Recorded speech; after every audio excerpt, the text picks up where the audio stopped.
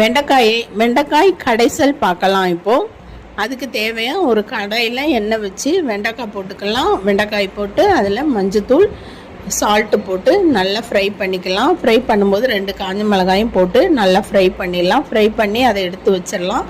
அதே கடாயில் எண்ணெய் ஊற்றி பூண்டு, கருவேப்பிலை, இஞ்சி, வெங்காயம் போட்டு நல்லா வதக்கி எடுத்துக்கலாம். வதக்கிட்டு 2 தக்காளி, கொஞ்சோண்டு புளி போட்டு அதையும் வதக்கி எடுத்துடலாம்.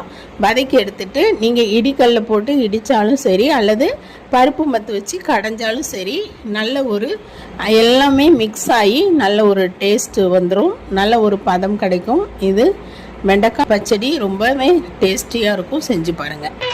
கண்மணியே காதல் என்பது கற்பனையோ